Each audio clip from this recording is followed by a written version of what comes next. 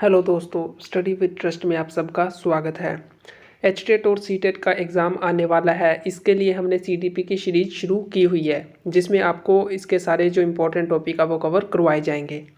तो इसी सीरीज में आज का जो हमारा टॉपिक है वो है मोटिवेशन, अभिप्रेरणा। तो शुरू करते हैं आज का हमारा टॉपिक मोटिवेशन। सबसे पहले हम जान लेते हैं मीनिंग क्या होता है मोटिवेशन का। जो वर्ड है इंग्लिश का मोटिवेशन, जिसको हिंदी में अभिप्रेरणा कहते हैं, ये एक लैटिन वर्ड से निकला है। लैटिन वर्ड से ये निकल कर आया है और जो लैटिन वर्ड है जिसका मीनिंग क्या होता है, to move. Etymological meaning of this term itself reflects that it refers to getting someone moved or activated or excited to do some work to achieve the desired goal। अगर मैं बात करूं जो मोटिवेशन है इसके शाब्दिक अर्थ की, एटमोलॉजिकल अगर हम इसका मीनिंग देखें तो इसका मीनिंग क्या निकलता है, समवन मूव्ड और एक्टिवेटेड और excited to do some work to achieve the desired goal. यानी कि जब कोई व्यक्ति, जब कोई इंडिविजुअल क्या है, किसी अपने डिजायर्ड गोल के लिए, उसको अचीव करने के लिए जब वो एक्साइटेड हो और उसके लिए वो क्या है, सक्रिय होकर फिर क्या है काम करना शुरू कर दे एक तरीके से, यानी कि वो गोल ओरिएंटेड हो जाए, तो उसको हम बोलते हैं मोटिवेशन। अगर हम इसके शाब्दिक अर्थ की बात करें तो इसका शाब्दिक अर्थ यही निकलता है। इसके बाद हम आगे और देख लेते हैं, मोटिवेशन के बारे में थोड़ा सा और जान लेते हैं। Motivation may be considered as the activation of the goal oriented behaviour of an individual. जो बात मैंने अभी बोली, क्या है, गोल ओरिएंटेड बिहेवियर, इसी को मोटिवेशन माना गया है। The behavior may be activated by anything like reward, incentives, security or interest that is the root cause of the desired behavior। और अब ये जो goal oriented behavior है, इसके पीछे कुछ भी कारण हो सकता है।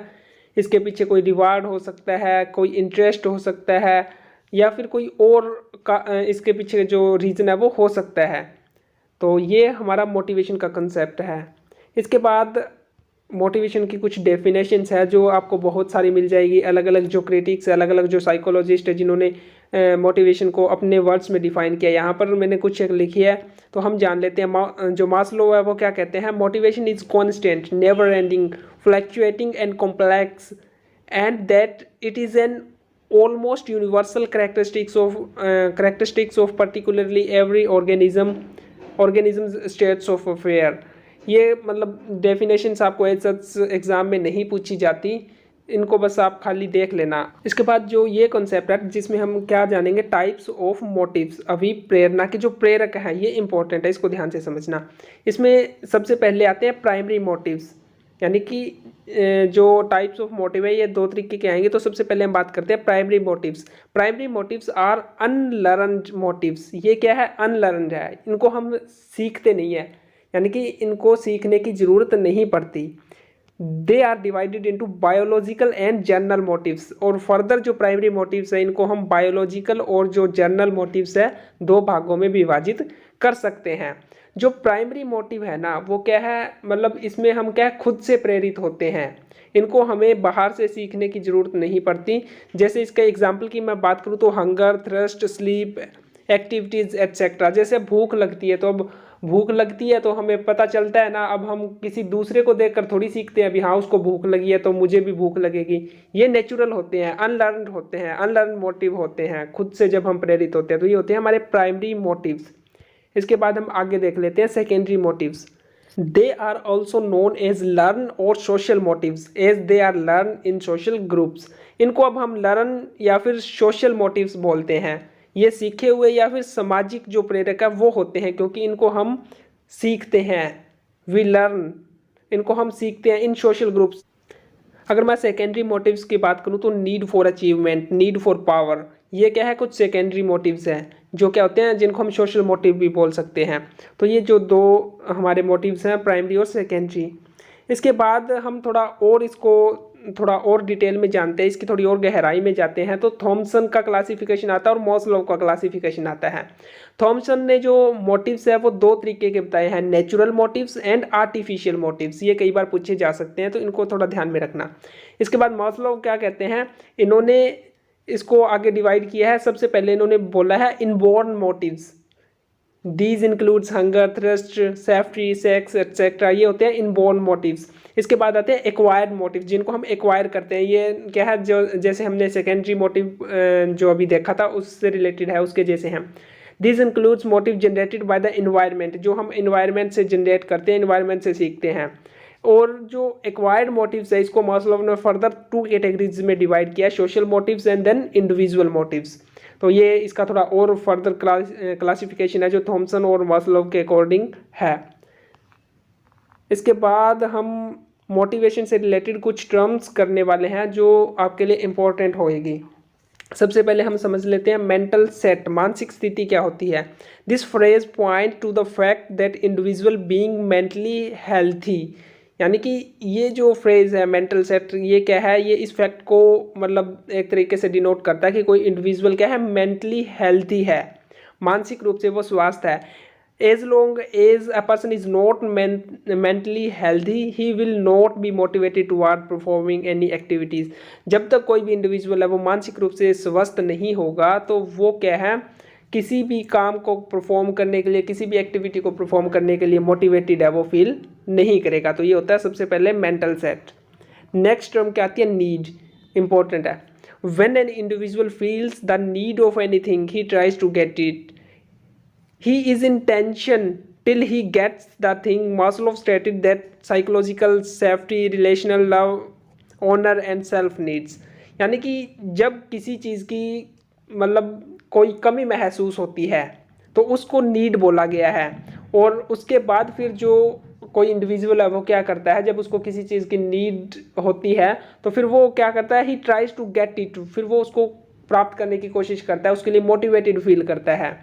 He is in tension till he gets the things, और उसको तब तक वो टेंशन रहती है जब तक वो उस चीज़ को, उस नीड को सेटिस्फाई नहीं कर, फुलफिल नहीं कर लेता, उसको पूरी नहीं कर लेता। तो ये है नीड। इसके बाद नेक्स्ट जो टर्म है वो है ड्राइव।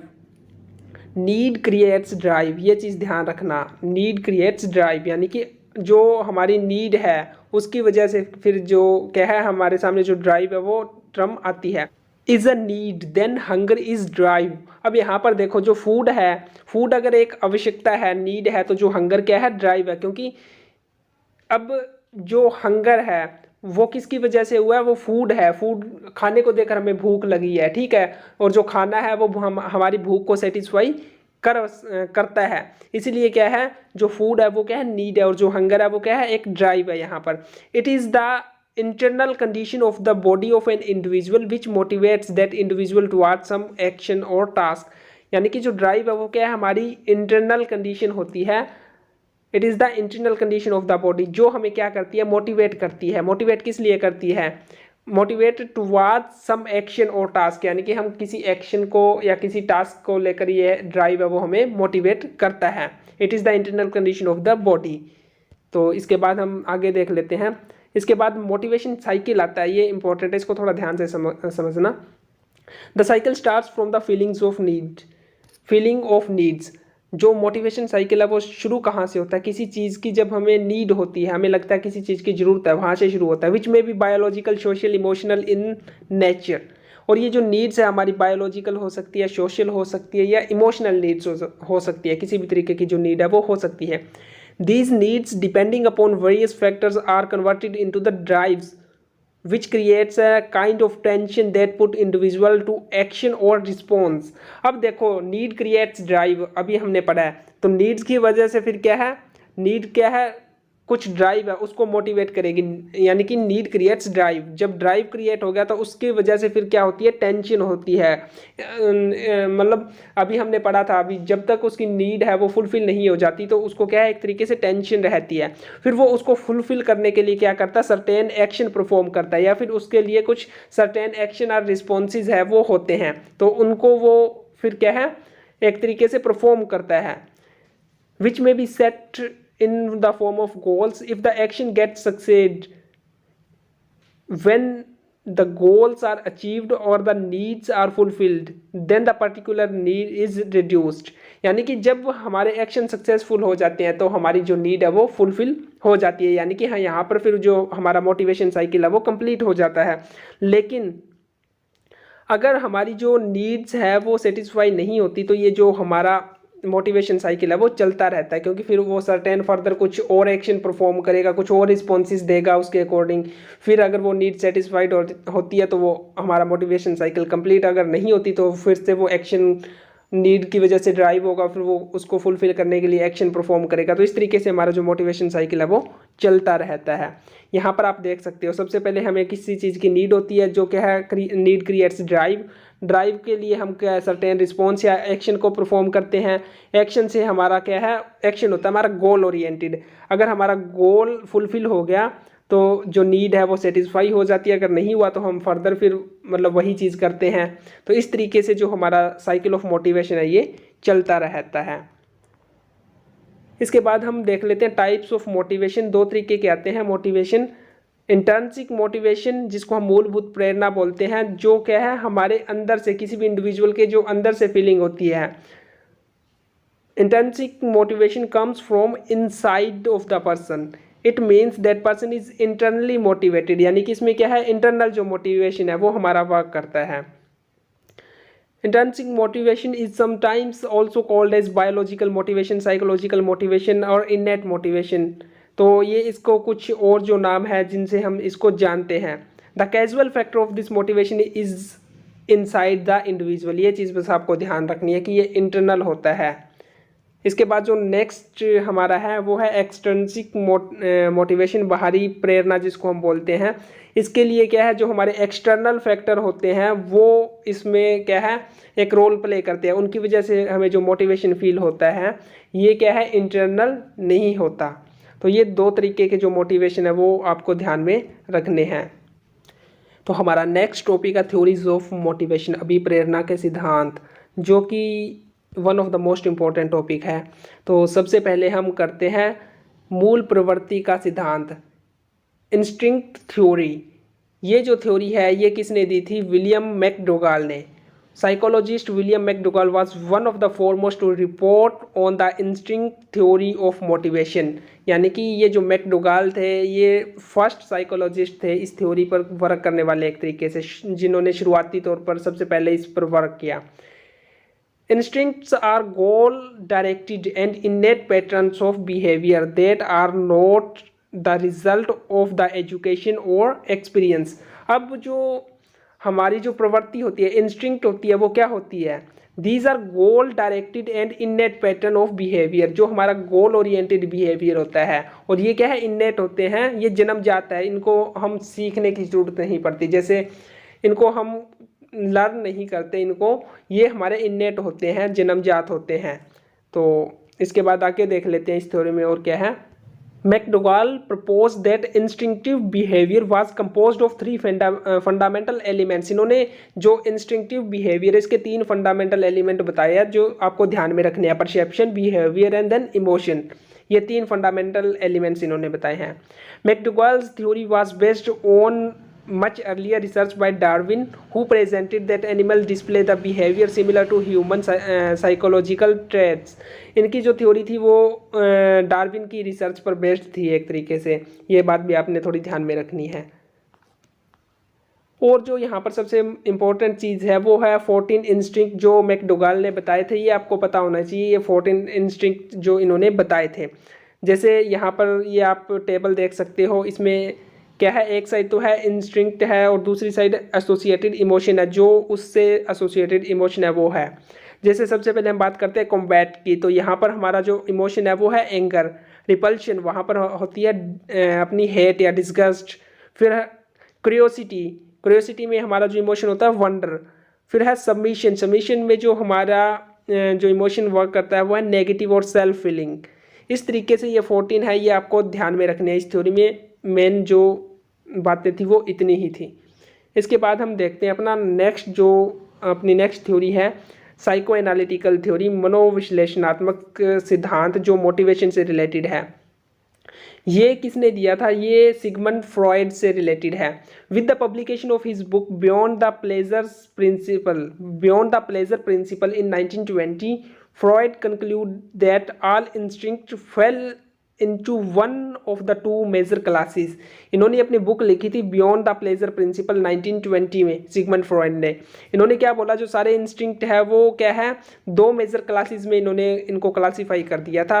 इनको नाम क्या दिया था, life drive and death drives. बाद में जो लाइफ ड्राइव थे उनको क्या नाम दे दिया गया, इरोज, और जो डेथ ड्राइव्स इन्होंने बोला था इनको बाद में जो नाम दिया था, थेनोटस। तो इस तरीके से इन्होंने जो सारे इंस्ट्रिक्ट थे उनको टू कैटेगरीज में क्या है, क्लासीफाई कर दिया था। The life drive is focused on the preservation of the life both of the individual end of the species. अब जो इरोज था, जो लाइफ ड्राइव था, वो क्या है, निर्माणकारी एक तरीके से। यहाँ पर देखो, it focused on the preservation of life, यानी कि इसने जो जीवन है उसको संरक्षित रखने पर केंद्रित किया।